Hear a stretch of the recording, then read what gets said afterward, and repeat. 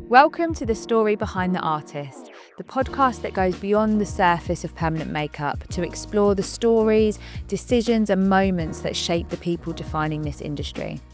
Whether you are a permanent makeup artist at the beginning of your journey, an established professional refining your craft, or an educator shaping the next generation, this is where we explore what it really takes to build something that lasts. Today's episode takes us into the story of a woman whose name is synonymous with modern permanent makeup. A pioneer, an educator, and a business leader whose influence has reached every corner of this industry, often before the industry even realised what it needed. From an artist with a deep respect for structure, precision, and education, to building one of the most recognisable and trusted brands in PMU worldwide, this guest's journey is not about overnight success. It's about discipline, consistency, and an unwavering commitment to raising standards.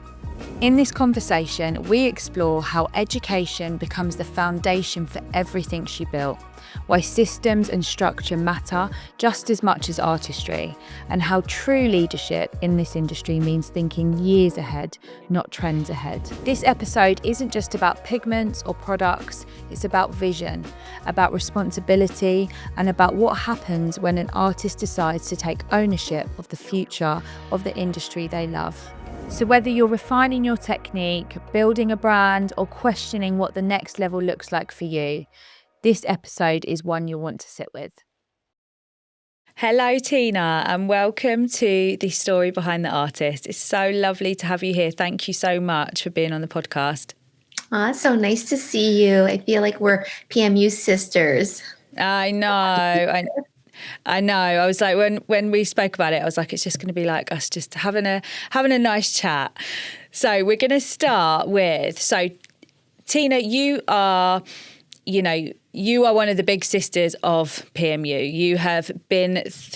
You've been there through so many people's journeys in PMU. Mm-hmm. And I know when I came into the industry, I heard about you and your pigment line, and it was like, wow, this is amazing. This woman is incredible.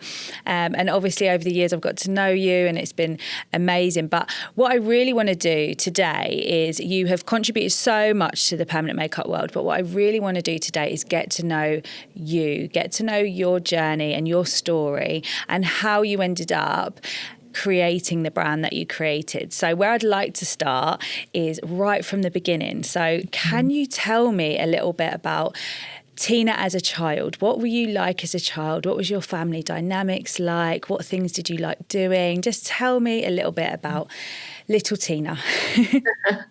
Oh gosh, you know what? A lot of people don't realize that Tina Davies is actually a person, because we see the brands just like we see Ralph Lauren and Polo and Tommy Hilfiger or Laura Mercier, and these people actually started from ground zero and made tons of mistakes, experimented with different things. So I'm so glad you're asking me about this, so I have a chance to share with people, like, how did Tina Davies come to be?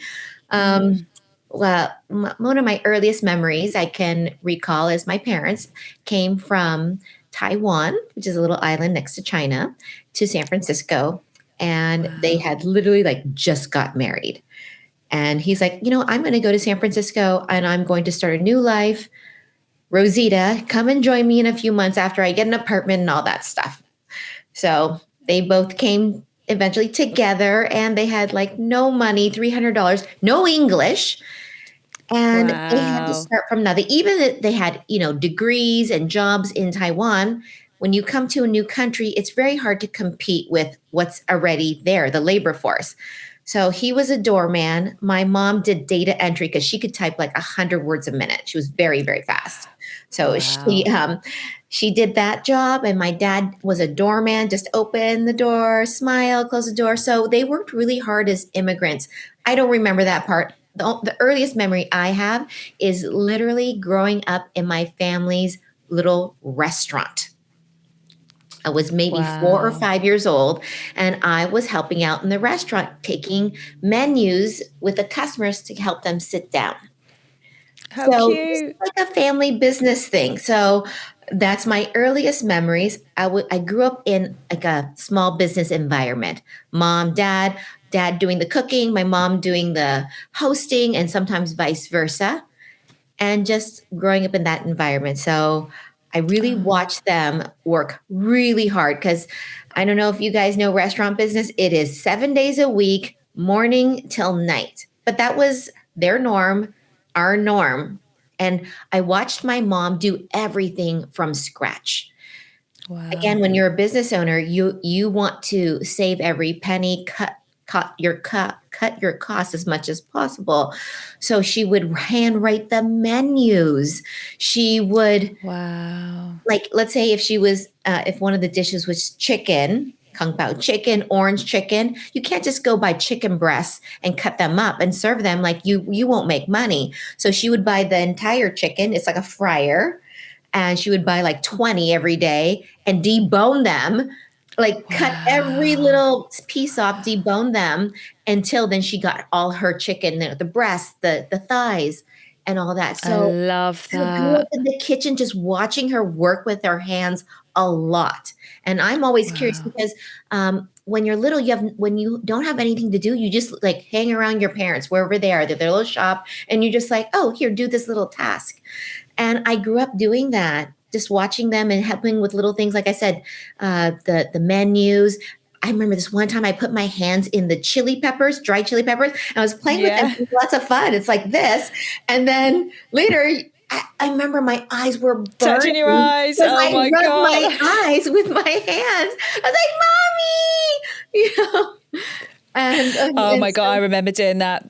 do you Chopping remember? chilies and yeah. Touching. Oh gosh. Yeah. Not good.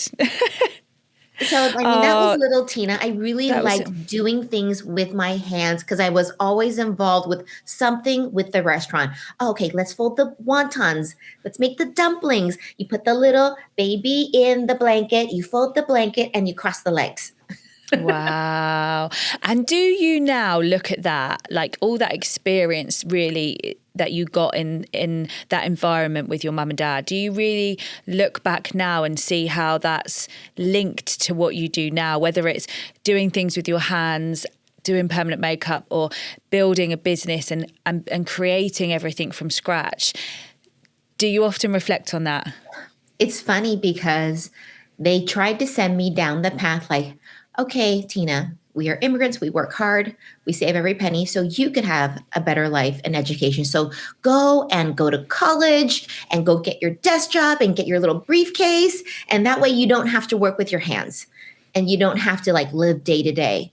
And I did that only to waste a bunch of years to come back to do something else that I love to do, but I would have never done permanent makeup, build my business, make all these products if I did not learn those early lessons of doing things, taking something from nothing and building it into just, even it could just be like a tiny little restaurant that has a line out the door. And like making your own menus. And then, when, let's say, customers ran away and didn't pay, that my mom would go chase them down and be like, excuse me, you forgot to pay the bill. Like, you have to open your mouth. You have to stand up for yourself. You literally have Yeah. to, if you want it, you have to go get it.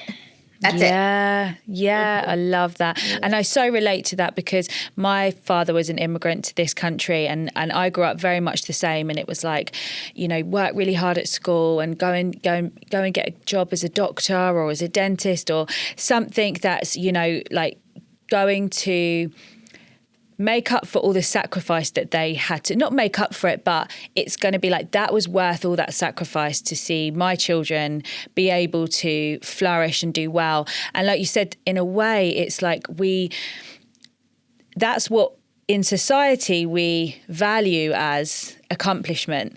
But actually, what we don't value is how amazing it is when we use the skills that we've adapted to through however we grew up or through generational passing down. We don't, and then because that's what we love, isn't it? That's what, when you were small, when you were watching your mum do all those things, you're in adoration of what she's doing. You're not processing it at the time, but you can see what effect she is having on the people I'm that she's getting the serving. lesson right there. Like Yeah. we've been learning these lessons. We think school is at a desk in front of the teacher. And school starts like you start learning like the day you're born. Yeah, absolutely. Yeah. And like I'm so aware of that because of what I learned my mom passed down to me, my parents passed down to me. And I'm so intentional when I'm with my children because I'm teaching them how to be citizens, how to be contributing, functioning adults. Like the worst thing that you could do is not teach them. You'll disable them. If you spoil them, if you give them everything, like they need to be hungry. Exactly. And that is, we were talking about this earlier, actually, that is the school system, isn't it? It's made for you to follow along this path in a very specific way. And actually, if you don't fit into that, you do feel different. You do feel, oh, okay, this isn't making me happy. And so what was school like for you? How did you get on at school? School was okay. Like, for me, it was like easy A, easy B. I mean, I didn't mess around a lot, so I wasn't distracted. I just wanted to do the check mark. But, you get to 18, 19, it's like, okay, college, and you're like, pick a major and focus on something. I don't even know what I want to do. And I remember taking college classes, and sometimes I was like, this is too hard, this math stuff. Us, we're artists, right? This complicated calculus stuff, it's not working for me. Everyone took the test. They already left. I'm still in the room trying to figure out and finish my paper. So I knew like, this is not for me. Heads down, studying is not for me. I need to do something that's like creative with my hands. Cause again, I grew up with making things. I loved to make things. Like you can bring home like a kit, like let's say a desk from IKEA. Not that IKEA did this before, but my parents would bring home like anything and I would go fix it. I would build it. 5 years old. Like I remember my first bed, it was like maybe like a cute little princess bed and they brought it home and in a box and I built the whole thing because I love to do things with my hands. And I like to make my own clothes and I like to make my own shoes and I love to make things. So people always ask me like as a permanent makeup artist, like, do you like to draw? I'm like, it's not necessarily I like to draw, but I like to make things. Create. You're a creative. I like to create. Yes. And we've talked about food. It's like, we're obsessed with food and how to make all these different flavors and these different spices. Yeah, I know. Oh my gosh. And it's so interesting because so many people I talk to in our industry say the same, that whether they've either had a bad negative experience at school or they just felt like, this is not quite for me. And it actually takes a little while then to come out through your teenage years and think, what do I want to do? And, being a permanent makeup, we spoke about this before, being a permanent makeup artist isn't on the list at the careers centre. It's, No, who knew? Like I don't think there's anyone that thought, that's what I was going to do in life. We've all come into it and then become, very, it ticks so many boxes for us, doesn't it? Because of the creativeness, because of how you can push yourself, how you can grow, how you can run your own business. And it's not for everybody. No. Yeah. No, not at all. Like you might love beauty and hair and nails, and then you take a permanent makeup course, and then you're like, it's not jiving for me. Yeah. But it totally jived for me when I saw it, and then when I took the course. And so what happens again? These things happen by accident. Literally, you bump into being a permanent makeup artist. You don't select. Yeah. You don't select it. Tell us how you bumped into it. So I was in my second year of university. Okay. And my girlfriend said to me, hey, after school, let's go get tattoo eyeliner. Okay. Kind of like your girlfriend would say, hey, let's go pierce our ears, the second hole and the third hole, right? You're like, okay, cool. Let's go to the mall, right? So that's what happened. She goes, let's go. I'm like, all right. And guys, I know like, it seems like, tattoo, eyeliner, big deal. But with Asian culture, tattoo eyeliner is no big deal. It's like getting a manicure. your aunties have it. The auntie sisters have it. Your older sisters might have it. It's no big deal because they like convenience. So for her to introduce it to me, like, want to get this done? I'm like, yeah, sure, why not? Fine. So me and her walk into this little shop in San Francisco, Chinatown. We walk in, the place is not big. It's like your doctor's office, but there is like 10, 15 women just sitting in that room. The outside looks like Wow. nothing special at all, but like going into a doctor's office, I was surprised. I'm like, wow, what are all these people doing here? Is something really important happening here, right? But it's just like, she's like, okay, next. And then I walked up and then she's like, $150. I remember exactly, it was $150. And she's like, okay, sit down. It's almost like going to a nail shop where they like, there's no discussion about how are you and blah, blah, blah. It was just like, here, pick your color. So it was like, pay the money, sit down. So my girlfriend went in first. She came out 15 minutes later and she was crying and she was pressing her eyes. Like she was like, ooh, 15 minutes. 15 minutes. That's why it Wow. was busy because you literally just Yeah. walk in and walk out. It's not like an all day thing. Okay. You don't even need an appointment. You could just walk in. 15 minutes, she left and I'm like, oh, let me look. And I was like, oh, she got eyeliner. She has 2 little lines on her eyeliner. And I was next. I went in. She was like, close your eyes. There was no discussion, no consultation. Like, what do you like? What color? Blah, blah. Nothing. Close your eyes. And I specifically remember she put her hands on me like this, just like Yeah. this. Soft pressure, doesn't hurt my eyeball. And she started moving very, very, very fast. And it was sharp, but it was over in 15 minutes. It was so fast.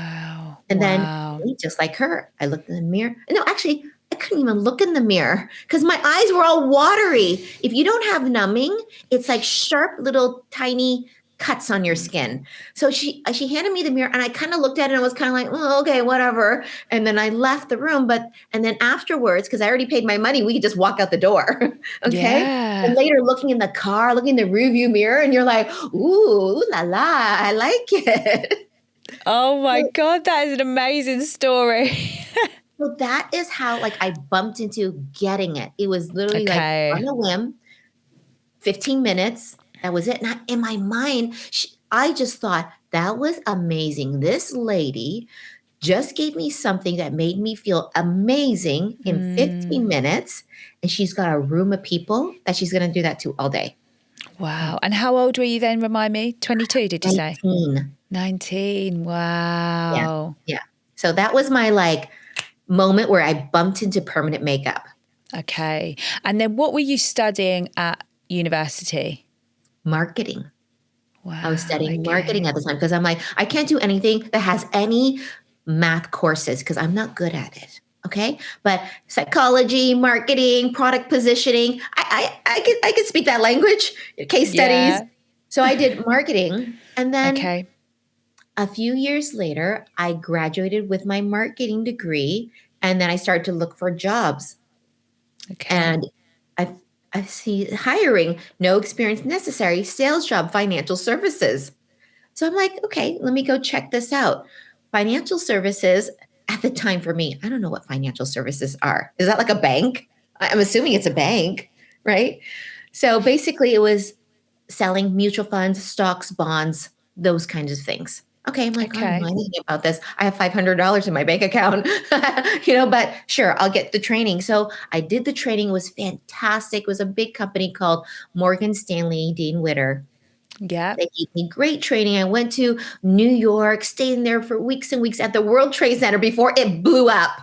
Okay. Wow. Yeah, it was so nice. It was like 6 weeks of living in like, a hotel, a motel in New York. And every day you just go to training to learn about what are stocks, what are mutual funds, what are bonds, and then looking at the trading floor and just learning how to dial. Literally, it would be called dialing for dollars. You'd call and be like, hi, Mr. and Mrs. Business Owner. So let me tell you about the retirement plans that we have here that we could set you up for you and your employees. Every month you put $100. So it's like really informational. I learned so much. Wow. And do you think that almost sales background, do you think that helped you as well when you started your own permanent makeup business? Oh, yeah, absolutely. I actually forgot to tell you this part in between the restaurant and my teen years. I spent it Yeah. in my mom had jewelry stores. Oh, wow. Yeah, so after the restaurant, because the restaurant, she's like, this is too hard. It's 24/7. I have to get up at 5 a.m. to go shopping and midnight to close up. She goes, I can't do this anymore. So she decided to, her friend was selling like beads. So she said, okay, let me try selling beads. So she sold beads and then she eventually opened a tiny little kiosk jewelry store. So I ended up at 12 years old being in this jewelry store, selling jewelry, bracelets, necklaces, making them. Then it became like pearls, diamonds, fine stones. So then I got a lot of knowledge of not only the jewelry, fine stones and pearls and gold and silver and all this stuff, is like then I'm always selling. Hi, can I help you? What are you looking for? Oh, let me. Mm. Then you look at customers, you look at their eyes, you look at their style. This would suit you. These earrings go with this necklace. Let me show you how you can style it. And then I was 12, so it's just like no big deal. I don't have fear because I'm 12. Yeah, yeah. And you're Yeah, watching your mum do it, you're imitating. exactly. Wow. Like she there's no customer that she could not close. Wow. She sounds like such an inspirational character, and no wonder, you took so much from that. That is the most priceless education that she could have ever given you. Absolutely. I am my mom's daughter, and she taught me everything I know. I learned some stuff at school, but what I learned from her was listening, communication, and getting people excited. She can get people excited about anything. Just because Yeah. she loved talking to people and be like Lara, if she met you, she'd be like, oh my God, let me look at your hair. What are you doing? What's going on here? What do you like to eat? She's just like a really big giver. And she's just Yeah. really into women and ladies and chatting. And it wasn't like she wanted to do sales. She just really wanted to like have fun and chat with you and recommend this, that, anything. So when I bumped into permanent makeup, I was like, oh, girl, let me help you with your eyebrows. Girl, let me help you with your eyeliner. Like that's something my mom would never do. But, Yeah. but like growing up in her shop, I learned how to make. So she was into beads, like I told you. She started with Mm. beads. She would buy so many raw materials, and we would custom make all these necklaces and Wow. earrings that go with it. We had ready-made pieces like this, but the Hmm. funnest part was making everything from scratch. So any Yeah. piece, we could custom make just for you in like give us an hour or two. Wow.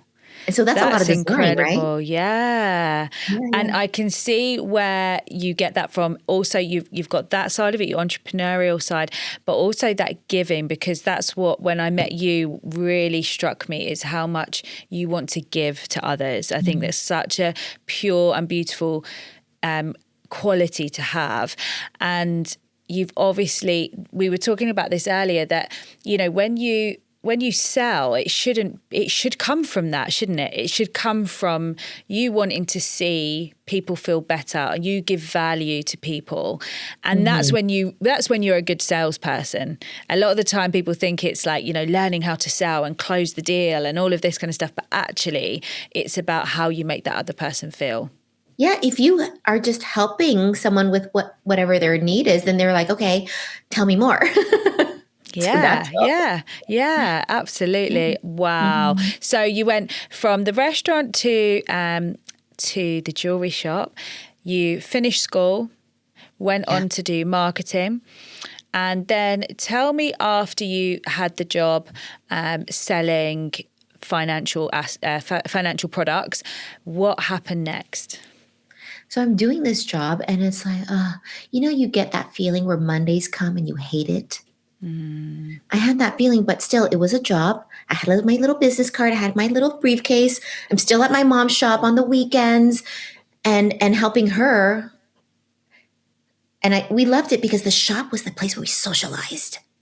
Like we would cook noodles in the back. And so it was like Love fun, and we it. get to see everybody and try jewelry on. And the people, reps, like factory reps, would always come to our shop because they want to push whatever the new rings and the new gems. So that was lots of fun. But Monday would come like, oh, I hate this job. But, I'm supposed to do this job and climb the ladder.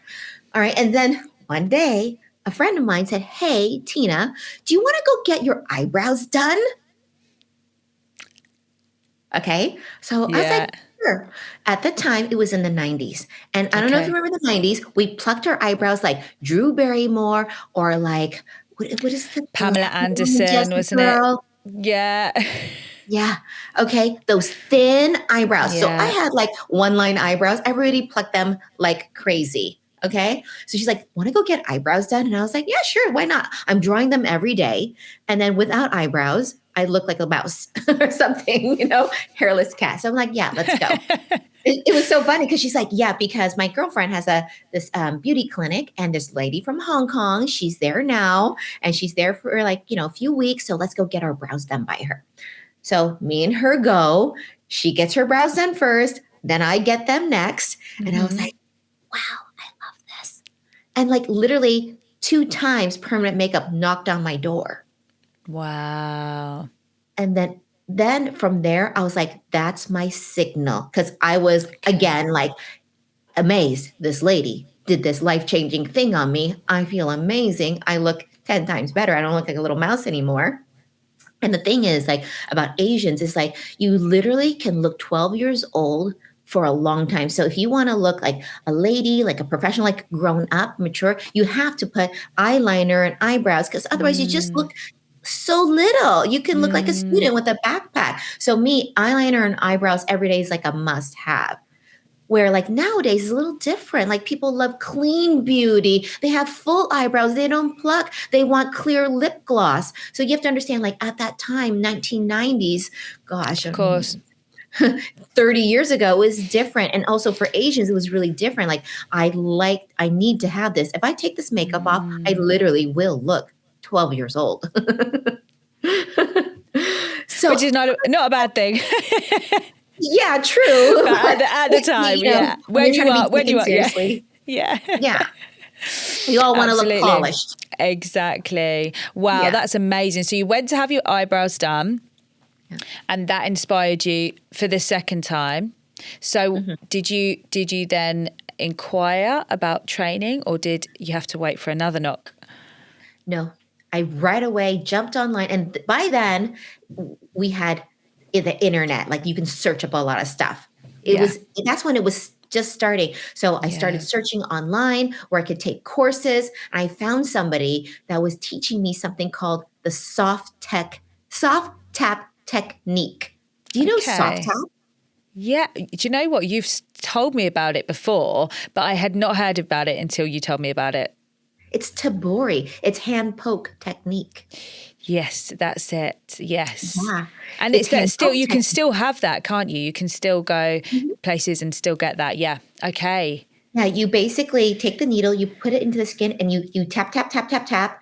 It's basically like a push lift like this and roll. It looks like a blade. And so I found this lady that was like in Washington, so I had to fly to her. But what I liked about her is she was going to teach me one-to-one, babysit me, so then I could learn. And right when I got there, we started getting into right away. It was literally like models. And like she would do some, and then she would watch me do some. And like I felt like a duck in water. It took to it right away because I was very used to working with my hands. Yeah. And so I really took to it. And the 3 days I spent with her, I know it was really compact, and I left with more questions than answers, but I was in love, like right away. I was like coming home. I was like, hey, girlfriends, who wants to get their eyebrows done? And of course, we all looked 12 and we all plucked. So they're like, me. So coming back to my home, I would be like, okay, let's do your eyebrows. Let me draw them on. And it was like, it's very natural for me because I'd spent lots of time drawing on my own eyebrows and stuff like that. And some people are like that. They really take to the art of designing and doing permanent makeup. And for some people, it's a complete brand new foreign skill set. That's amazing. So you entered into the permanent makeup doing tap and poke. Is it tap and poke? Yeah, call it soft tap. Soft taps. Tabori. Wow. Yes, and the technique was you would tap each stroke into the Yeah. skin like 3 or 4 times, and it would, open the skin, and the color would get deposited. Okay. You make, let's say, 20 strokes, and that's the technique. And when you had your brows done, when you had your brows done and your eyeliner done, was that using a machine or was that through This tap was a and poke? machine, and Yeah. let me tell you, to this day, it is still so black and dark. Of course, it looks kind of blue-gray, but there's not even one tiny little gap. And Wow. this is 30 years ago, 33 years ago, when she was using a really cheap Made-Chop pen, rotary Made-Chop pen with probably carbon black ink. Yeah. Mhm. Wow. 15 minutes. 15 minutes. Mhm. There'll 15 be a lot of minutes. permanent makeup artists listening to that thinking, oh, I think they she can did get, all of San Francisco. And then yeah. this, when I had it done, it had faded. So I was done with iron oxide, I believe. So it had faded, which is nice because it Yeah. faded. Yeah. And Yeah. then by the time I took the class, then I was doing my friends. And then I was like, hey, I was so embarrassed to tell my mom. I was really embarrassed because also she had the expectation, immigrant parents, they have the expectation that you're not going to be doing labor, that you're going to get some high paid job and bring home 6 figures or whatever. I didn't want to tell her. I was so embarrassed. And so I told her, oh, I'm doing this makeup thing for fun. That's what I told her. I was just doing it for fun because I didn't want to fail and let her down. I'm like, but really, like I was still doing that job and doing the permanent makeup at night and on the weekends. Of course, why not? That's when people have Wow. time, right? No one's going to come to you at 1 p.m. to get their makeup done. They're going to come like Saturday. Yeah. Yeah. So how did she take it when you told her? Oh, she was very disappointed. She said, "What am I going to tell my friends that you're an esthetician and you do people's faces?" That's what she said. So Oh, I waited until I got enough clients. I could say, "Hey, mom, I'm making $500 a week." Right? Because then I could say, hey, at least I'm matching my salary, which is, let's say, $2,000 a month doing my desk job at financial services. I mean, when you start yeah. anything at the bottom, it's like, sounds so fancy, financial services. By the time you get your paycheck and all these deductions, it's like, I got $500. Yeah. I know. And it's so hard, isn't it? Because that was how it was for them, is that actually labour work is considered down here, and those office jobs, those, jobs that are seen as Manager being jobs. exactly, they are the jobs that are held in that esteem. So it's really, really tough, isn't it? How did you deal with that? How did you feel?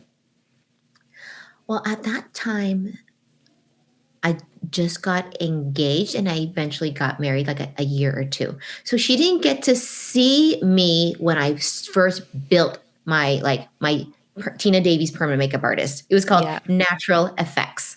And because I moved from San Francisco to Toronto, which is where my husband lived. I was like, okay, let's start something new.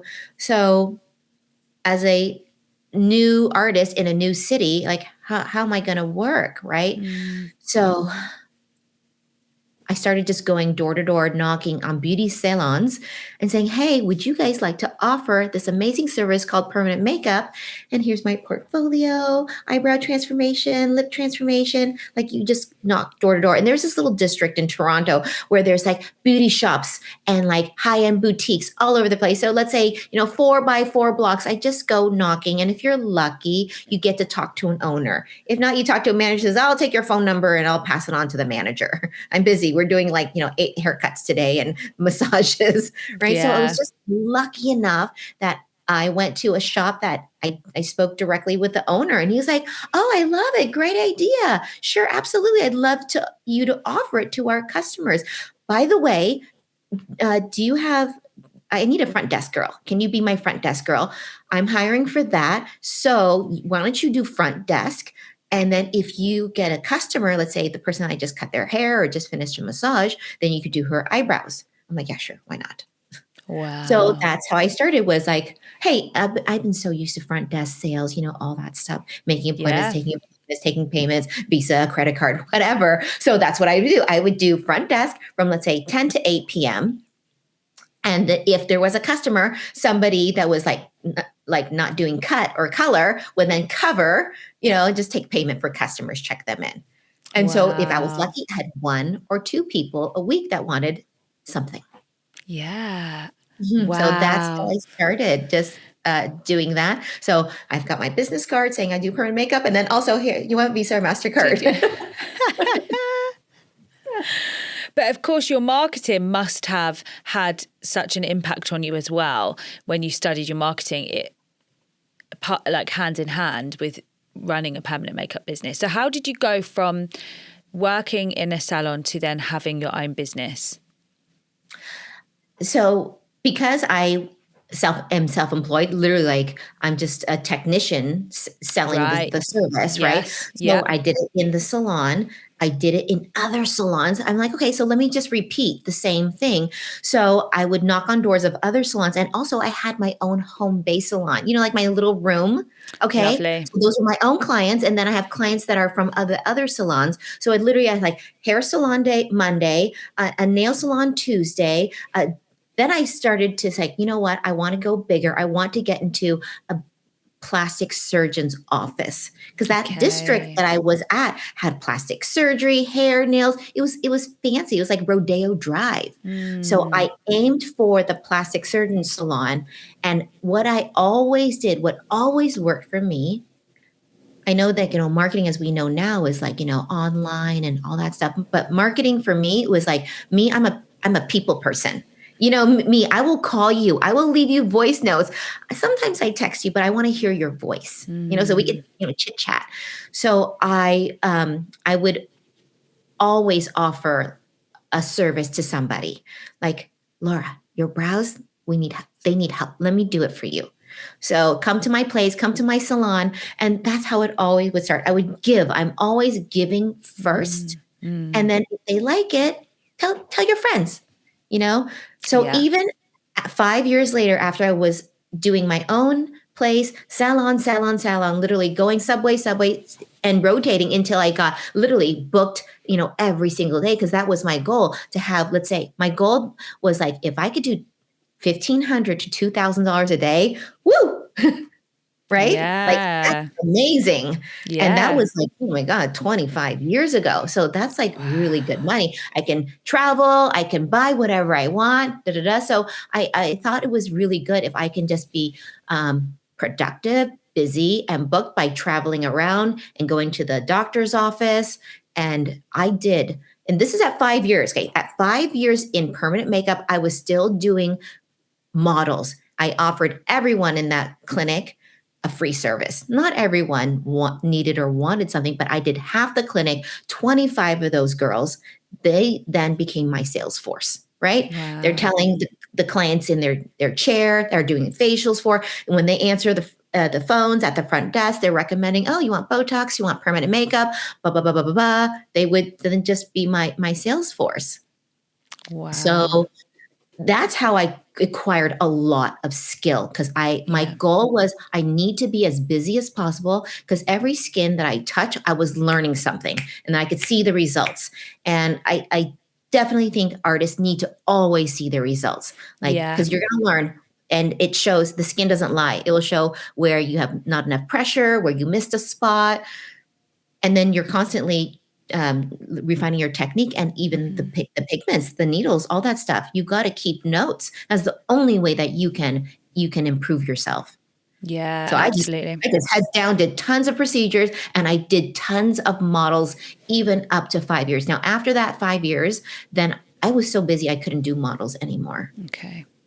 Yeah. But that really showed me like what worked for me. What worked That for was you? even before social media. I built the only time I actually used social media was with Tina Davies' brand, when I made the products. Before then, I never used social media. Wow. Everything was literally just word of mouth, and then repeat customers. And then I was smart enough to hire an assistant. Once my business became, I worked every single day in my own place. Yeah. Yeah. Okay. I think that's such a valuable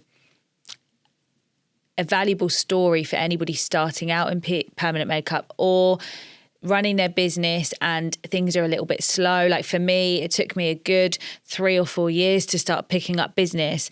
And sometimes we're too afraid to give things for free. We feel like, other people will say, you shouldn't be doing that for free. You shouldn't be doing this. You shouldn't be doing that. And actually, but that is where the value comes from. You give something to somebody and it comes back to you. And I think it's so powerful to always try and give in situations because it does really, really come back around, doesn't it? And you never know where that leads to. You might go out and just later today meet someone, talk to them, you guys exchange a few words. That will lead to something that you never know. Yeah, absolutely. If your mindset is open and open to receiving and that positive energy, people can feel that and people want to be around others that have that vibe. Absolutely. Absolutely. I love that. Amazing. So you were running your business. It was really successful. Now, somebody told me that you were actually the person that coined the phrase microblading. Is that right? Yeah. It is. Isn't So that tell funny? me, I wish I patented it at the time, but I did not even think about it. So tell me, how did that come around? Was that from the soft tap? No, not at all. Because soft tap is tapping, right? Yeah. So I already had been doing permanent makeup years now. I think, 10, 15 years. Okay. So I'm established. Wow. Right? Wow. But during this whole time, I worked from home. Okay. People don't know that. They think, oh, Tina Davies, you probably had this beautiful shop. No. I had a house. The entire basement was the office. Okay. Wow. Because then I could keep my overhead low. Yeah. And also, I wanted to have kids. And when you have kids, everything changes because your time, your energy completely shifts and you need to be there, right? You can't be like, oh, I'm going to sleep until noon. No more sleeping in. You got to have food on the table. Yeah. You got to be ready. Like this is a full-time job. So I was like, okay, I wanted to be home. I had my studio at home. So then that way I was thinking about the future. Like I can drop my kids off to school, come back, do my business and then go pick them up, really easily without having to ping pong around in traffic and all that stuff. So by the time I was pregnant with my second child, I learned from the first one, like that was so freaking hard. Oh my God, because you have one baby, which is the little one, and then you have your other baby, your business, and people are like, I want an appointment and and I want to see you. I have all these people I have to maintain, right? And I want to let them down. And I was thinking to myself, you know what, with this second baby, I don't want to be like that. I need to give it time. I want to be a good mom. I want to take the year off because with my first one, I think I took 2 months off and he got ripped off. He really got ripped off. You're not present because you're not there to do the full, the nursing and the playing with the baby because you're still managing your business. So I said, the second time I want to be there. And I was an older mom at that time, I was 43. And I was like, it's so freaking hard to get pregnant when you're, sorry, beep. That's beep, okay. Beep. I'm going to do it right this time. Yeah. And I'm going to take time off. So I'm like, okay, I'm going to take time off. And then I'm going to give myself a year. And then during that year, right before that year, I went to a conference and I saw somebody doing permanent makeup on the brows. I had never seen this before in my life in Florida. They're dipping a needle and they are gliding the ink across the skin, one glide and a hair. I was like, oh my God, I've never seen that before because I was doing soft tap. Yeah. And then had transitioned over to machine work, which was the 3-slope needle. At the time, 3-slope, 3-slope. You put it in the skin, you drag it, okay? And it takes a while. But he did these hair strokes, dip, stroke, dip, stroke, dip, stroke, dip, stroke, 15 minutes. I was like, oh my God, I can't believe this. Is the coolest thing I had ever seen in my, 10, 15 years of doing permanent makeup. And I said to my mentor, whose name is Linda Dixon, you guys, this is OG. I think she's 75. She was like PMU. She's like a PMU like legend dinosaur. And if you guys don't know her name, you probably touch her products every day and you don't even know it. Wow. She's the inventor of Tag 45 Ultra Duration. Wow. Linda Okay? Dixon. Linda Dixon. So I had done a few like teachings with her. Like she invited me to a few of her workshops. I was teaching and coaching the other students and stuff. So I said to her, Linda, holy crap! I just saw this thing called this technique, and we've got to teach it because no one here knows about it. I saw this guy do it in Florida, and she was like, "Yeah, let's do a class." So we held the first class, and she's like, "Well, what should we call it?" And the tool was a X-Acto knife handle. And then you put the needles at the top and you twist it up. Right. And I was like, okay, so this little set of needles, it's very small and it kind of looks like a blade. Like you have to look very closely. Then it's not a blade, it's a set of pins. So I was thinking, okay, small and blade, microblade. So let's call it microblading. Wow. And I had to name it because I had to teach a class in it. I didn't want to call it what it was actually called. It was called embroidery. Embroidery. Okay. Interesting. Because embroidery is a very delicate, intricate art. Like literally strand by strand and going like this with your needle to make the colors. Okay. But in English, it sounds weird. But in Chinese, it's called brow embroidery. So I'm like, I can't call it brow embroidery. People get confused. So that's why I called it microblading. And it's like, but then to be honest with you, it sounds so brutal with the blade. Cutting, slicing, microblade. Yeah. What's a blade on their skins like surgery? But everyone loved it.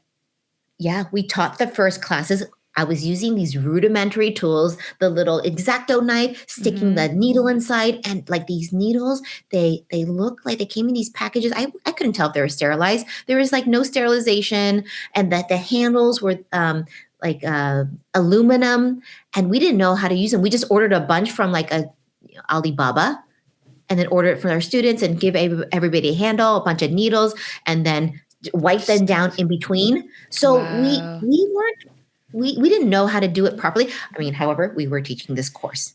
Okay. Then we told people to wrap them. Then we told people to throw them away. Okay. Yeah. So then during this time between that class, then I got pregnant, and then I was like, okay, this time I'm going to do mommy the right way. So I'm going to take a year off. And I was thinking about the microblades, and I was just like, oh, you know what? There's a real big problem with these tools because they're not disposable. And then you have to like assemble them and all this stuff. And I'm like, you know what? During my mat leave, why don't I design? Let me design a disposable tool. I have time off. I have my daughter's napping. So let me design it. I drew it out. I gave it to a industrial designer to like make a CAD drawing for me. And he went back and forth for like, I don't know, months and months. And I was like, oh, forget it. You're fired. And then found somebody else like a Fiverr kind of person to do it for me to like get the industrial design. So then that way I can ask factories to make it for me. And this is like my first time in product development. So going from an artist to like making something, and Laura, you've done this journey too, you know? And it's like a whole new world. Yeah. Right? Yeah. And so you have to learn about like ingredients and where's a good factory, or maybe you make it yourself until you can get a factory to help you make 500 or 1,000. And that was so fun. I loved making it because I get to see how I built it from scratch. And then I was always working at night, because at nighttime, 9 p.m. is China time 9 a.m. Right. So from 9 a.m. to midnight is when I'd be working and talking to the factories, speccing the colors, the needles, the quality control. And that's the beautiful thing. You're the customer, you can spec, which means design and control everything you want. And that goes right back to you as a child wanting to make the things that your parents bought you, all of that. It's, oh, wow. Yeah, it's so much fun. It's like, let's say if you bought a house and then you're designing everything from scratch. You pick the cabinets, the flooring, the carpets, the windows. You've got a budget. You've got a timeline. It's so fun, but it's also like an education at the same time. Yeah. And so I had the factory made the first disposable microblades with expiration date. And that way artists can pick it up, use it, dispose it. Wow. And what year was this? This was 2005. Wow. Yeah, so 11 years ago. Wow. 11 And you years did ago. all of this whilst, and not a new mum, but a mum to a newborn. Yeah. I hired a night nanny to take care of the baby at night so she could feed her and nurse her. So then I had to work that night shift too, right? Okay. Yeah. Wow. And so when did you have your first child, which is your son, right? Yeah, I had him in 2006. 2006. So he's in college now. Wow. Yeah, so that's the And my same year daughter- that I had my eldest daughter, 2006. So, Oh yeah. my God, see? Look, she's working alongside you now. I think that's the most beautiful part. It's a blessing, isn't it, when you can do that. And just listening to you talk about your mum and your dad and what you saw, it even for me, it just solidifies how important it is to try and bring them in and let them see you go through that journey, because actually, we all need to see struggle, don't we? We all need to experience struggle, and sometimes we want to protect our kids from that, but actually that is what makes you grow. Yeah, and you need to see a model. Otherwise, you don't know what it looks like. How do they know they want to be a doctor, lawyer, whatever? Yeah. You have to try it on. You got to try on the pants before you buy them. Yeah. And you try to do that with your kids, don't you? Because I know you've taken your kids when we came to PMU World. You were there with your children. We got to meet them. And tell me what that's been like for you to be able to do that. You know what? I had it really backwards. I did, because I was working PMU and also with the products. I'm like, okay, you know what? I'm so busy. Let me put my kids in soccer camp. Let me put them in aftercare. Let me enroll them in some art camp or whatever. And I was constantly feeling bad because I wasn't there and putting them into all these programs and thinking, okay, this is what rich people do, And poor people bring their kids to work with them because they don't have babysitters. And I didn't want to do that because I'm like, okay, now I have money. I work so hard. I give them the money. So now they can take proper piano lessons and proper art class and crap like that. And then I start to realize, they're just like, Mommy, I don't see you. And my son would be like, play with me. I'm like, I'm exhausted. I don't have time to play with you. And he just wants to be with me. He doesn't have high expectations like, teach me a skill. No, he just wants to be with me. And my daughter was still very young at the time. So then when I started my product business, I would have my son help me put the boxes together. And then I even had him inspect microblades under a microscope, because that's how I did my quality control. Okay. When you start making products, you're responsible for the quality of the product before you sell it to the customers. And I'm so nervous about these microblades. I don't want to have any faulty microblades, needles, bent needles. So I would literally receive the batch. And let's say if I got 100, I would inspect 10, out of 100, and put them under a microscope and make sure that the needles aren't bent. And then I was doing that, and I was like, hey, Bruce, my son, I'm like, come and help Mommy. So he okay. And then after you do, I would say, oh, you did such a good job, and, really make him feel good about that. So I would have him get involved in those kind of things. And it was nice because he learned something, and he was like, oh, I found one that's like this. I found one that's broken, or even packing and things like that, help me to pack orders. And I learned that I shouldn't have been the way of, putting them in a camp and whatnot. I've got to keep them close to me. And now they're learning lessons.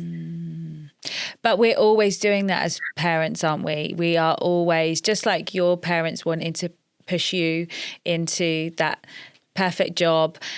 for us, it's learning what is right for our kids. We don't know. We're just on this learning journey, aren't we? So it's so nice, though, that you were able to do that and be able to reflect and see that actually there's so much value in them being close to you and coming along with you and learning with you, just like you did from your mum and dad.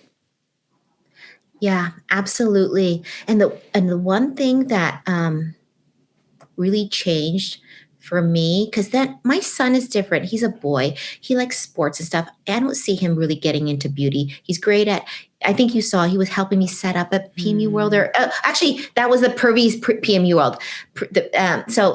I'll just backtrack a little bit here, is because I decided that it was really important for my kids to see what I do. I'm not just mommy and a cook at home and blah, blah, blah, right? Vacuuming and cleaning. I want them to see me at work. So of course, I work and I go to the warehouse and I have meetings. They see the internal stuff. They don't see the external stuff.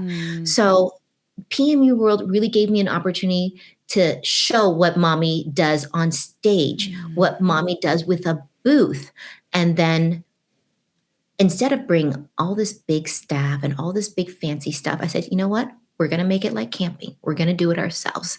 Of course, I have all the stuff, but like we're doing the setup. We're going to do the sales. Like I didn't even have staff at PMU World the previous year because I wanted all my family to be on the floor. Just like I was 12 years old, taking the orders, running the credit cards, getting the stock, getting the bags.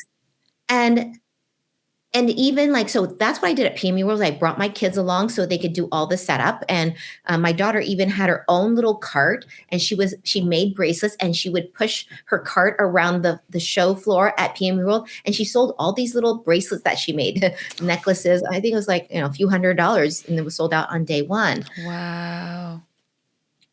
And so that was a great experience. And even like, prior to that, I think my daughter she was 5. Okay. She was 5. And this was when COVID we were coming out of COVID and people were doing conferences again. So this was like 4 years ago.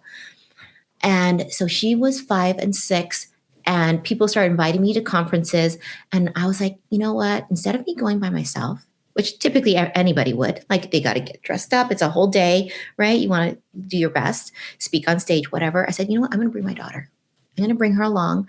And people be like so surprised that I'm not bringing business associates and my big team of Tina Davies. I've got a 5-year-old little girl next to me, and they started, other people are like, hey, we are working with moms here. All these ladies are moms too. They're like, you brought your daughter? I'm like, yeah, because I need to show her. She needs to see what this, and she is going to see so many strong women hustling on stage, sending their message, doing leadership stuff, like this is better than a classroom. Absolutely. So I started bringing with her to like Woo Lob, to all these different events, eyebrow festival. Sorry, what's the Brow Wista? Oh, yes. Yeah. Yeah. Taking her to all these events. And she loved it. She thrived because my daughter is actually a very shy person. Okay. So, but for some reason, in front of the adults, she's not shy. Maybe because she doesn't feel like she's being judged by her peers. She's just like skipping along, and other PMU artists who are just like mommies to her saying, "Oh, come here, little girl, come help me," or "What are you doing? What's that dress you have?" Like she felt really comfortable. That really helped bring her out of her shell. And I had so many women coming up to me saying, "I can't believe you brought your daughter. Like, you think that's okay?" I'm like, "Girl, do it. Bring your family." Absolutely. And they're like, "Oh my God, you're right. I should bring my daughter. She's, at home, in front of a computer, in front of her iPad." I'm like, "No, she needs to see mommy work." Yeah. Yeah. Absolutely. People started bringing their family, like their daughters, to the shows, and they're saying, "Thank you for giving me like that inspiration, that permission." Yeah. I'm like, yeah, absolutely. Why not? How else are they going to learn? Yeah, definitely. It's such a way to pass on those skills, but also to build that aspiration within the next generation, isn't it? So we should all be supporting that massively. Absolutely. And we are in the best position because we are entrepreneurs already. They're going to be learning lifelong sales, marketing. Oh God, hit the top to bottom, wear every hat. Yeah, absolutely. Amazing. So you built these, or you've designed and manufactured these microblades. What happened next? So I had the microblades and I started doing a lot of accessories, pencils, sterile kits where you open it up, everything's already sterilized. So you have all your disposables at your fingertips. I had so many different things. But then there's one area that I was really nervous about. And what happened was I had a client that came in. She was probably 75 years old. And she's like, Tina, my eyebrows are green. And my grandson is saying, Grandma, why are your eyebrows green? And I know that's because of ink that wasn't stable. And I was using those inks. I'd used them for years. Every 2 years, I had to switch a line because at 2 years, I could see that it was failing. So I was just thinking, okay, I'm making permanent makeup tools and supplies, accessories. Like I want to make ink, but I'm so scared to make ink because it stays in the skin. And I feel very, very responsible. Like I'm already a victim of bad ink. But like if I don't make or come up with something for permanent makeup, everyone's still going to have pink eyebrows, red eyebrows, green eyebrows. And I'm dealing with it every other day in my own business. So how can I solve this problem for permanent makeup artists? And I was really scared because I didn't want to be responsible, but I didn't know if I didn't do it, who's going to do it? Like, I don't really know other people around me, like their heads down. And I was already making product, right? So I was like kind of already doing something different, like helping artists with tools. So then I started to think outside the box because I had by then used so many different lines of, it's whatever bottle, like it's a dark brown. You don't even know really the brand. And I had used so many brands. I was like, I need to think outside of the box. I can't go back to permanent makeup industry. So then I started thinking, okay, tattoos. Like, look at tattoos. We all have these tattoos. They last for so long. Why is it that you can get a tattoo here and it'll stay tiger, whatever, for so long? But here, your tooth, they start turning pink or green or purple or whatever. There's something going on here. 10 times the volume of tattoos than permanent makeup. They have the answers. But at that time, tattoo was not open to permanent makeup industry. They really feel that we are hacks. Okay. We literally tattoo lines. We give weekend courses. They treat tattoo like it's a earned privilege because you are putting art, personal art into people's skin. You have to learn that. You have to draw from 5 years old. You have to mop the floors at a tattoo shop. Then you can like hold a pen, then you can tattoo. So they were very closed to sharing information with us. Even on their bottles, on their website, it would always say like, do not use on face. Like don't use tattoo ink on face. So they're very closed industry. However, very, very lucky for me. I have a lot of permanent makeup friends and colleagues. My dear friend, her name is Rhonda Vacanti. And she said, hey, Tina, I went to a tattoo show and I bought a whole bunch of inks from this brand called World Famous. You guys heard of World Famous? If you're in tattoo, you heard of World Famous. But permanent makeup, sometimes you don't know World Famous. Okay. So she said, I bought a whole bunch of inks from World Famous and I met the owner. He was like right there.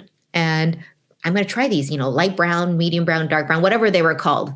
They were called something like puke. I know they all have wild names, don't they? I love it. Yes. Yeah. Their names are crazy. I like, like literally like puke. It wasn't like espresso or chocolate. It'd be called like mud puddle. So I bought these colors. So I'm going to try them on clients. I'm going to see what it's like. You should get some too. So we bought some and we were using that and we felt like we were doing it in like secrecy.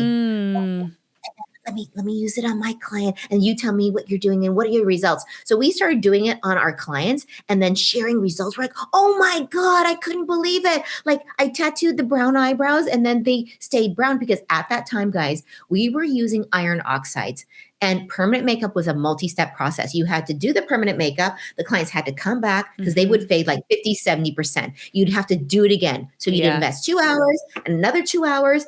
And then all your hair strokes are gone and you're like so frustrated, but you would always tell your client, oh, it's your skin. You didn't take care of it, blah, blah, blah, blah, blah. like, you know? Yeah. And then when we started using this ink, we're like, holy crap, it It's is there. powerful. And Yeah. we were like in love. And not only that, Wow. but like, hey, one bottle was like $10. Yeah. Yeah. And I was like, holy crap.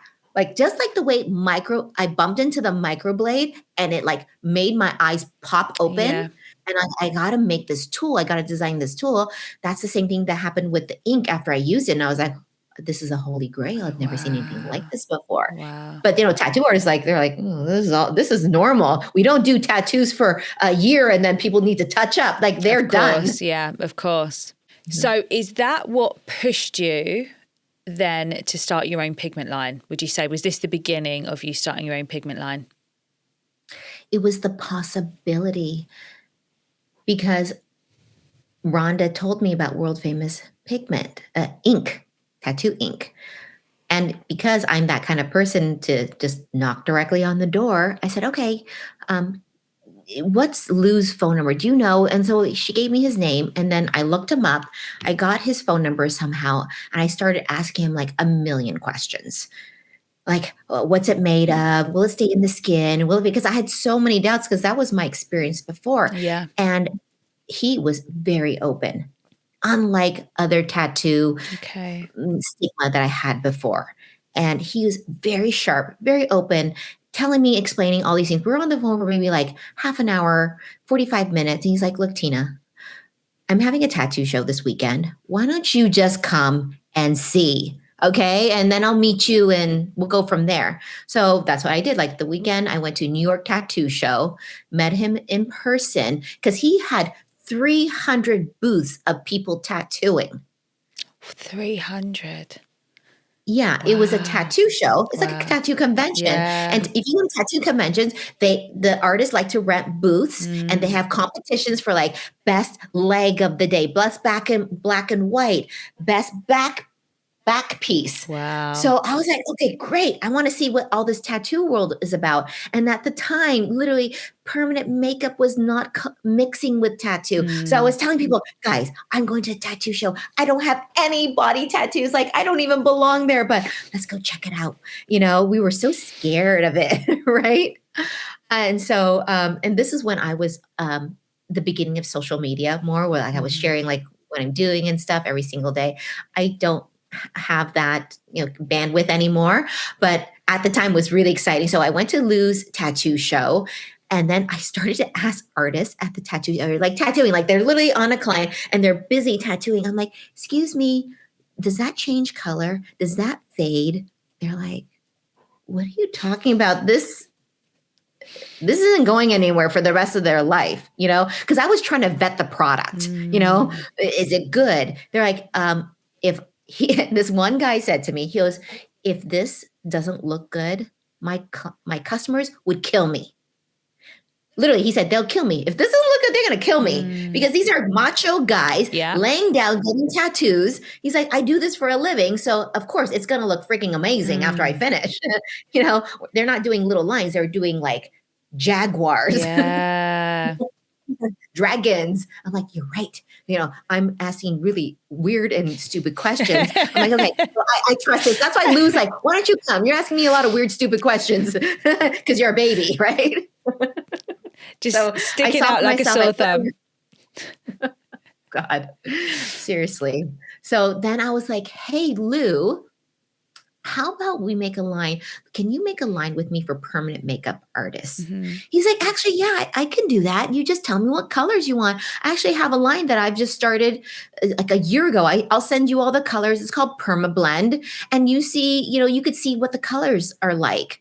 And it was basically just world famous colors with a Permablend label that made sense for PMU.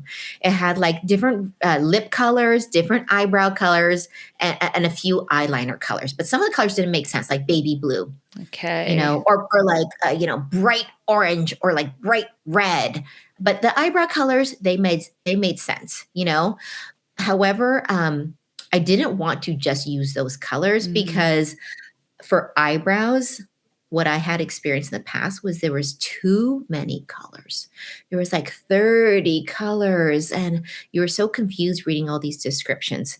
And for me as an artist, really, I could tattoo with 3 colors. light, medium, and a dark. And then if you mix the light, medium, darks, then you mix light with medium, medium with dark, then you get five colors, right? You could start with 5. And then I'm like, you know what? Still, I need some warm colors too. Because, if you've been tattooing long enough in permanent makeup, Tyndall effect, courtesy of your education. The science of the skin, bump. Like everything ashes out. So you can't just take colors at face value. You have to have not only light to dark, but you have to be able to add warmth when needed, especially on cool tone skin. So the first line that I had was a lineup of 7 colors, light to dark, and mainly on the warmer side, because I know about the Tyndall effect. Okay. And when I shared just on social media, like the beginning of it, the mixing of it, like people's head exploded. They're like, what? There's going to be pigment? Like, how do you know? But I felt really comfortable because I was working with a manufacturer that made inks all day. Yeah. Yeah. So they had the expertise. They already had the QA, quality assurance knowledge. They're not going to be making stuff that's like in their garage. Yeah. You know what I mean? Yeah. Okay. Yeah. Okay. Well, I felt really good backing this product, and they had done like the lab testing. They had the certifications in place.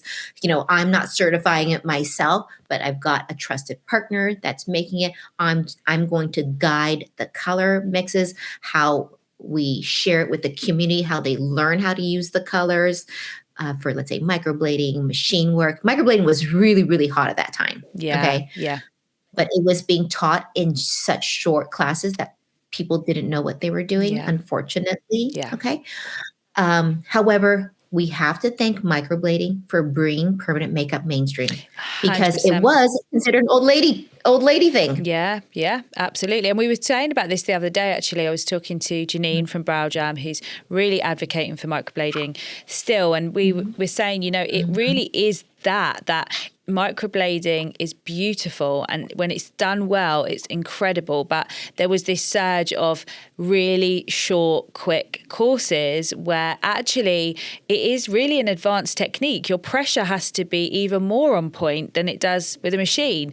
And so if you're learning that first and you haven't experienced being in the skin, it can be very, very detrimental. So it's that has caused the problem really for microblading more recently, isn't it?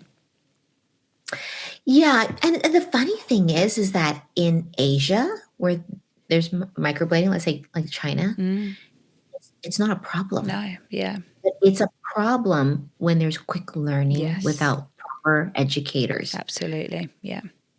I agree.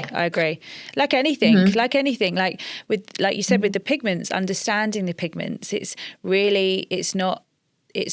we've seen things happen with pigments, it's not actually about the pigment itself. It's mostly about the education around the pigments and how to use them properly.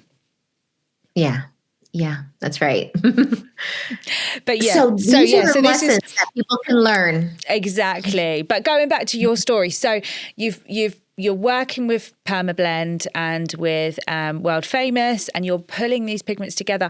What did you feel at the time you were solving a problem for people solving a problem for artists? Oh, absolutely. It wouldn't. We were selling so much product global. I mean, mainly my focus was in the US, but Permablend was distributing I Love Ink globally because it was the first time it was something that was extremely effective because it stays in the skin, and it was easy to use. And it had this chart. I can't, if you go to a sushi restaurant, I want to see the menu that has all the pictures. Easy yaki, easy kaya, sukiyaki. I don't know what that means.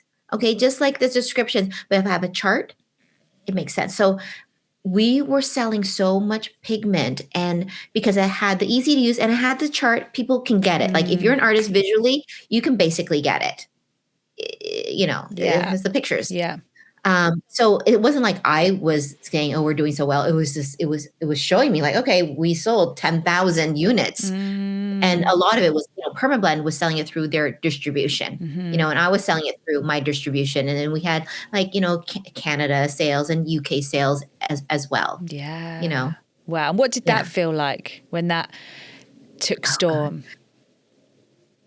You know what? Now when I look back, I mean, I felt so great about it because I was making an impact where people were massively struggling with their ink.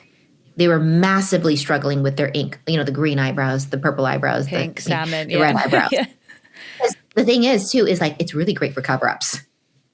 You can't cover iron oxide with iron oxide. It just will last a year, and you're back to a rainbow. So you've seen this, Lara, where people have different rainbows of eyebrows. You can see the different layers. So I felt great that I was solving that rainbow problem. Yeah. And then it wasn't until probably like year 2 or 3 that people started to complain about inks. Okay. And I do want to share the story because it's not like, oh, that was so great and blah, blah, blah. We sold so many. I'm so famous. And no, not like, because if you design products, you solve problems, the only way that you're going to get better is through the feedback. You need the feedback, just like, I said, the feedback about, when you tattoo or you see all the gaps, that's your feedback. So people were giving all kinds of feedback. So the main thing that bothered them, this is the craziest part about I Love Ink. They were bothered that it looked really warm immediately after, and they couldn't take good pictures. Okay.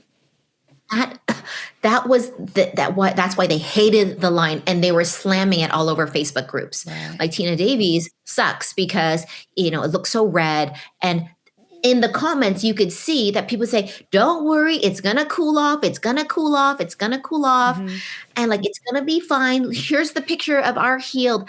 But then anytime there's like negativity, it will travel so far and wide. And I fought so long and hard to try to tell them, guys, just don't worry about it. Tell your clients the long-lasting results are important, not the temporary. And you have to educate them. Hey, girl, they're going to look red for a week because it looks very orange, but know that in a month, they're going to look beautiful. And that's hard for the artists. You just have to educate clients properly. If you go and get like a blepharoplasty, a facelift, you are not looking great for a month, okay? Don't expect to go to birthday parties. So it's just about education, but people are slamming the line and they're saying like, it's no good. We need, stronger products that don't have any warmth in them and they're pre-modified. So they're blah, blah, blah, like not good. And I felt really bad. Even as much as I felt good, I felt really bad too. And we kept saying like, these are pre-modified, use them this way, use them that way. But, we started noticing that people, they just don't read, or sometimes they don't listen, or they don't follow. It's also jumping on the bandwagon, isn't it? Everybody's saying that, so therefore it must be true, rather than actually looking into things yourself. So how did you deal with that? Because that's hard, isn't it? When you create something, you put so much effort, so much love. And, I know I know how much passion you have for this industry. To go through that whole process, sacrificing time with your children, your family, and then to get that backlash of negativity. How did you deal with that and keep going? Good thing that I'm not like a negative drama person. I've always been like, hey, professional. Yeah. And so even though I felt bad on the inside, I'm not going to go and start attacking people online and saying like, blah, blah, blah.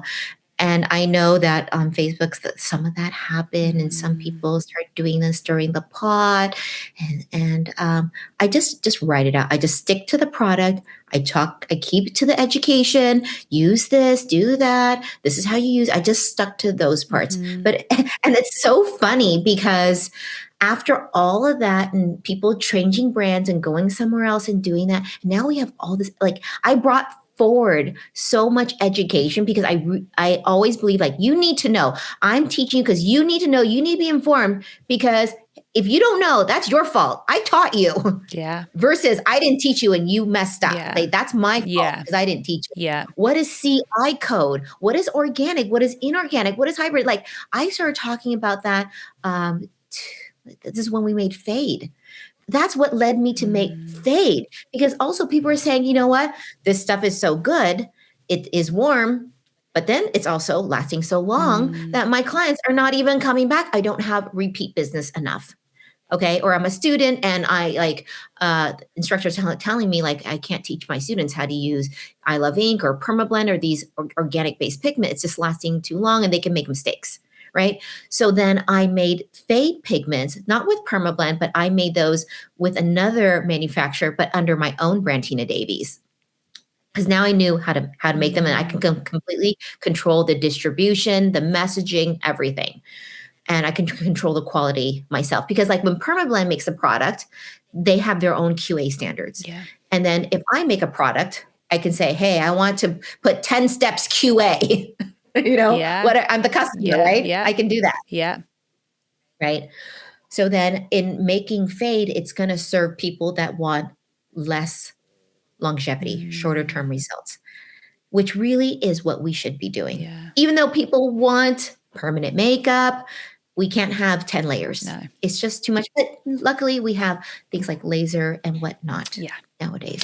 And this is what I love. And this is why I really wanted you to come on this podcast, because it's these conversations that are so important to understand. Like you said, we're all brothers and sisters. We are all, and I love that you talk about this so much, that we should all be sisters within permanent makeup. And we're all learning. We're all standing on the shoulders of those who stood before us. So people that are making pigment brands now and learning, they're learning things from things that you did that you might have made mistakes with, things that might have been really great and brought so much to the industry, like you said, with the education and understanding CI codes. And this is where sometimes I feel that we all need to seek to understand how is our industry evolving, how have we got to where we've got to, and appreciate all the trials and tribulations everyone's had to go through before that to get to this point now. And then we can all be better, and we can all learn, and we can all make things, even more successful in the future. So yeah, I love that you have shared that openly with us, and that you're able to talk about those things that can be tricky sometimes. Oh my God. It's now harder than ever because there's so much information out there that now you're like, oh, I don't know who to listen to. Right. And then everyone has a short attention span. Right. We want to just swipe, right? And learn and swipe. Yeah. That's why I know that not everyone can fly to conferences and sit there all day and spend time away from their family. That's like, okay, you know what? I'm going to, because I've gotten to know tons of people now, and it's by knowing and having these conversations and like talking about procedures and seeing people in person that you get to not only meet each other, but you get to know like what are they like as a person? What are they like as a mom? What are they like as a business person? Yeah.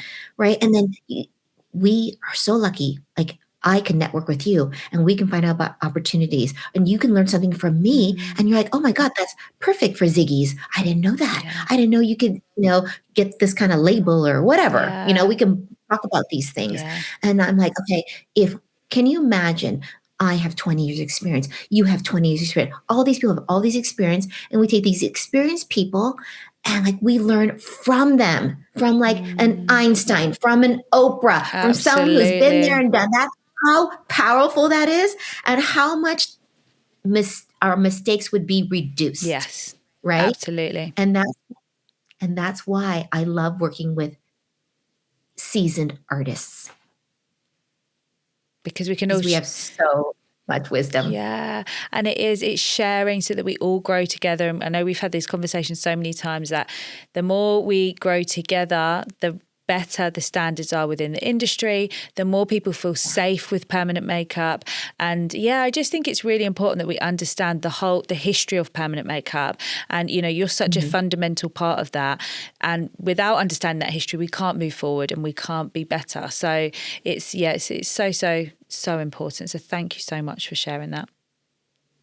Of course, absolutely. I feel such a strong calling to help women and female business owners, mothers. These are girls that are like working so hard. I want to help them.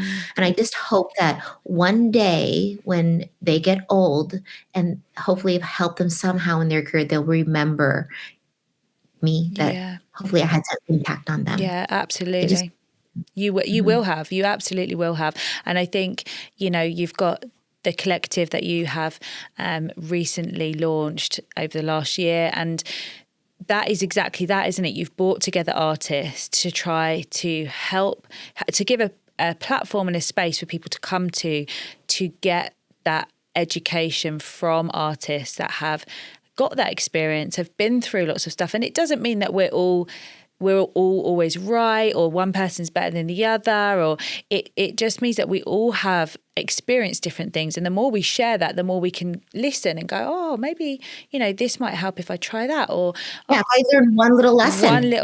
one little lesson makes a whole massive difference. So having said that, and again, bringing that sisterhood into it, like, you talk about that a lot, and I really, really love that about you, because it is beautiful for us to be able to create an industry where we feel like we're in it together, that we're not against each other, there's not competition. So having said that, if there was some... No, I'm not threatened by any of you guys. If anything, I want to see you guys win bigger than me. Absolutely. So what would you say to somebody right now that's listening to this, that is maybe new to permanent makeup, or maybe in a phase of their business where they're struggling? Like, I remember sort of being 3 or 4 years in and thinking, I'm not getting any clients, like, this isn't working, maybe I should just give this all up. Somebody that's in that position, what one piece of advice would you give them to inspire them and to keep them going?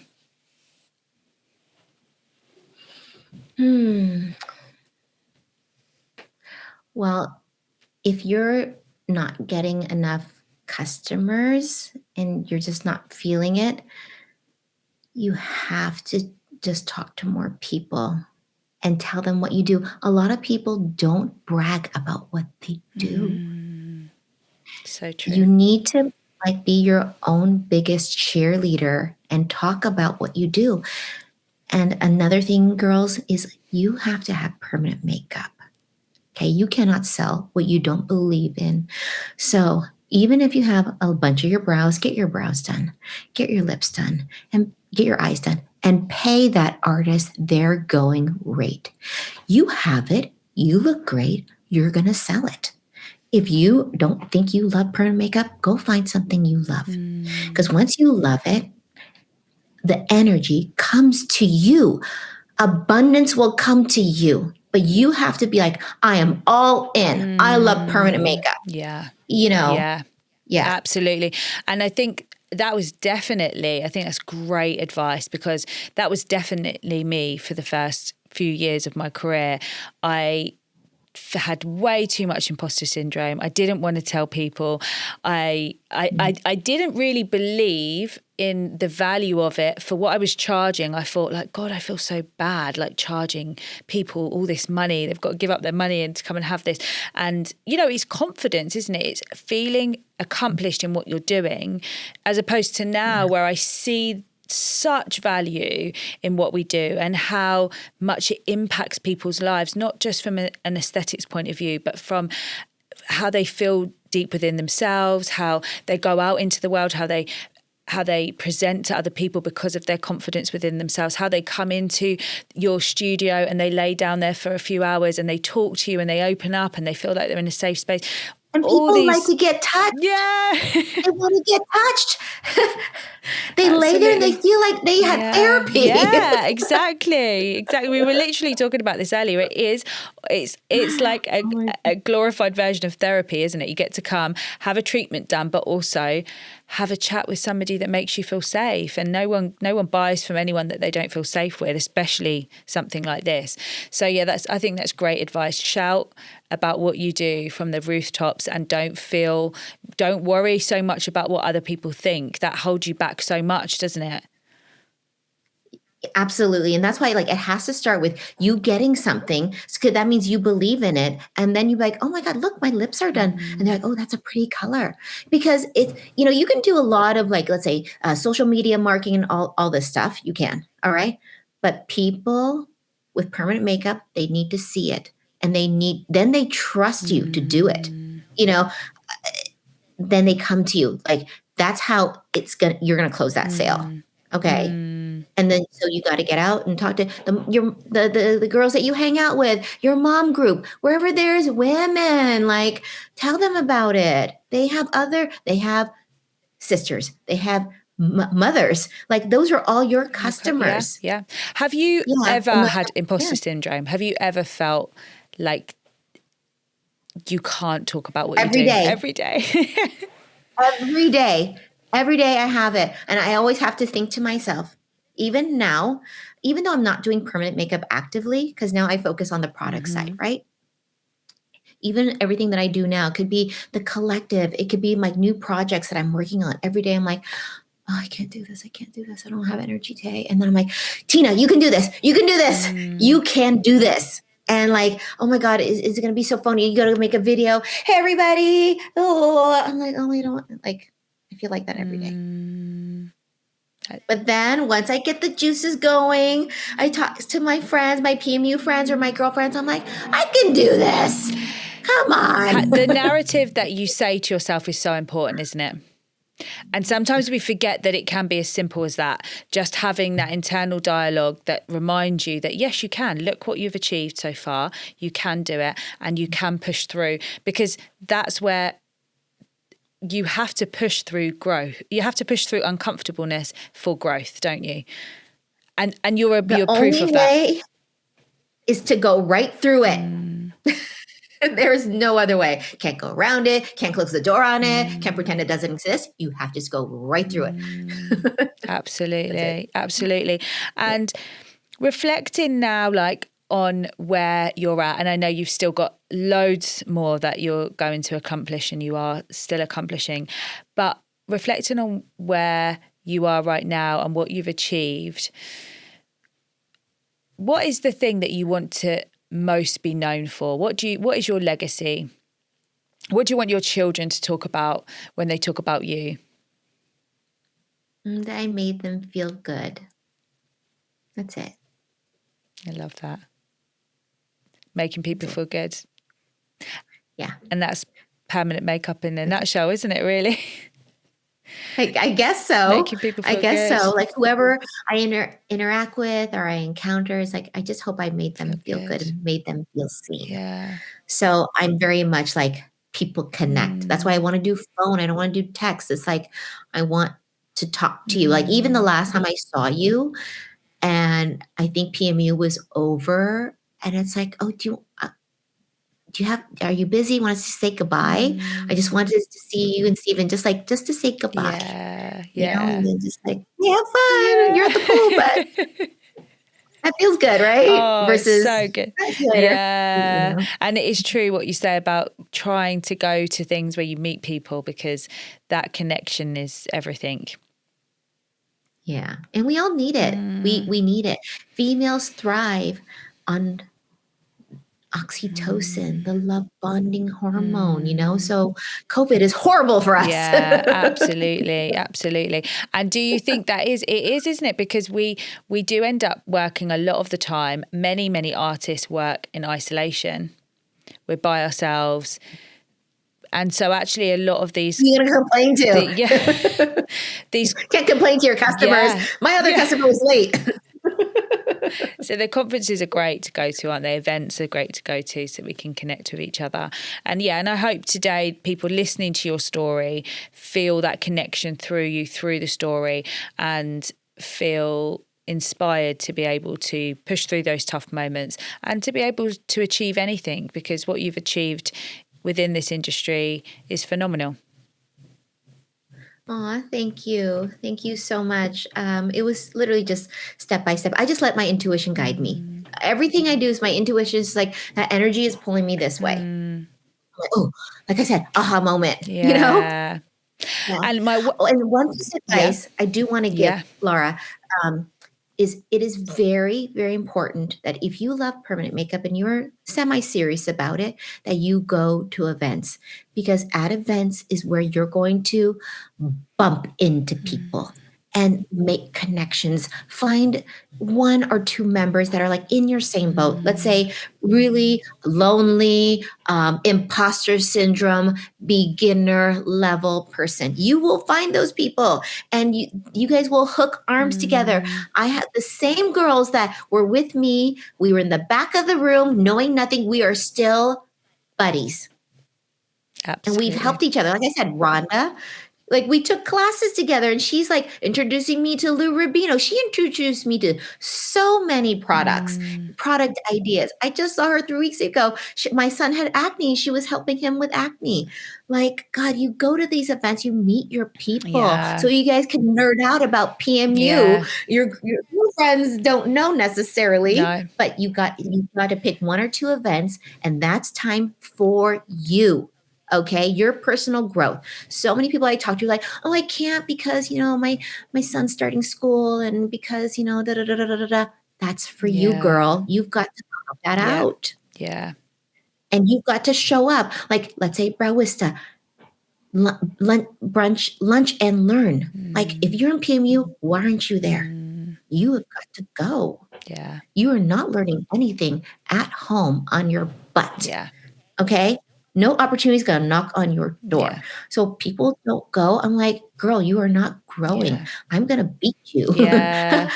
And I'm going to beat you because I am so hungry.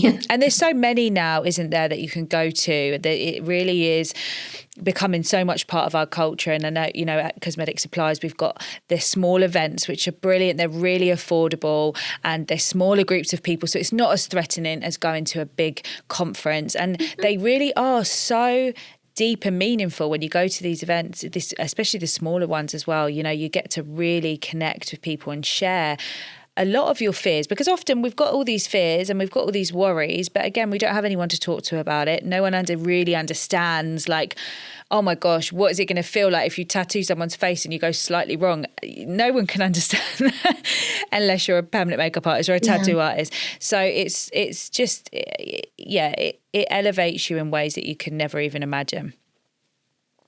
You have to manifest those things. You might feel like you're small potatoes, nobody. Yeah. But you know what? Like, let's say right now I'm Tina Nobody. Okay. Well, I'm going to find out what some beauty shows I can go to, get involved with, like, literally this happened to me just 2 days ago. I went to Cosmoprof, which is a huge beauty show. I have all kinds of, hair, beauty, nails, skin, whatever. I had so many opportunities come out of there for all kinds of things. I met an esthetician. Well, this is my area. She's like, come over here, come get a facial. And then also, do you do permanent makeup? Come and, open a room up here for permanent makeup. It's like, oh my God, if I didn't go, that opportunity wouldn't land in my lap. And I was thinking about, geez, my son's in college now. Maybe I'll go back into PMU. I love working with clients. Yeah. But, you always have to be open because you never know what could happen. Absolutely. And I did ask some girls, like, do you want to go? They're like, no, I went the last year. Yeah. I'm like, all right, but you're not learning at home, Absolutely. Right? Connections are not at home. Yeah. And one last question for you. How do your mum and dad feel now about your choice to enter into the world of permanent makeup? Oh, they're so proud. My mom's always watching me. She's like, oh, what's all these people? Who are all these? Is that expensive? She's always worried, like, it costs a lot of money. Immigrants, right? I know, Mom. Those are like, followers or, influencers. They talk about the product. She's like, oh, okay. She's really, and she wants to help me. She's always like, oh, let me help you organize something. Let me help you pack something. I'm like, oh my God, you're 80 years old. You can't do this. Oh my gosh. She must feel so proud, everything that she sacrificed. And I know, because coming from a family who immigrated as well, I know the sacrifice that they had to make and this, how scary it is. Like, I can't even imagine trying to go to another country and start again with no money. And, it makes me really emotional even talking about that, because I just think it's the ultimate sacrifice. And then to see what they did and the choices that they make manifest in you the way that they have, it must be just so incredible for them. Aren't we lucky? So lucky. We are so lucky. They already gave us a leg up. Yeah. right? Yeah. I think about my So grandparents, and I think when they left their country, they went to East Africa, which is where my dad and his family were born, and then they had to leave there and come here, and they did all of that for a better life for their kids and their grandkids, knowing that they would never really benefit from all of that sacrifice. And that to me blows my mind. how much did they lean on each other? Isn't that crazy? So crazy. And that's why it's so, I know you have this in your country at the moment, we have this over here, that real anger towards immigrants at the moment, and the way that our governments are dealing with people that are coming from other countries. It's so, I find that so painful, because I think, look at the contribution that people that come over to other countries give, and how much, look at what you've achieved, look at what you've built, what you've given to so many people within this industry, and you wouldn't have been able to do that if your parents hadn't made that decision to do that. And I think we forget that a lot. We don't see people as people, we dehumanize people because we think that their life choices are, greedy or whatever it is. But actually, when you know how much of a sacrifice they've had to go through in order to be able to contribute in the way that they have. And that, we need to have that awareness. We need to appreciate. I think everything is going too fast nowadays. I would say the biggest thing that I want to change about myself is to be present and to slow down. They had that. They didn't have all these distractions. Like, why does everyone now have ADD? Like, we're going too fast. We're not even appreciating the gifts that are right in front of our eyes. Being an entrepreneur, you're like, oh my God, what happened? The kids grew up. They're 10 years old already. You're like, what happened? We need to slow down. Yeah, absolutely. And care for each other, see each other, listen to each other's stories, and really seek to understand, rather than judging and thinking because everyone else says this, then that's how it is. We really need to listen, and we need to hear each other's stories. And that's what this is about today, is to hear each other's stories and feel inspired, not feel negative, feel good and feel happy and positive. And how can I, take from that and give more myself? Thank you for this opportunity to share my story. Oh, no, thank you. No, thank you so much. It's been amazing, and I appreciate you endlessly, and I will look forward to seeing you very soon. I'm going to come over to the UK. Yeah? Yeah.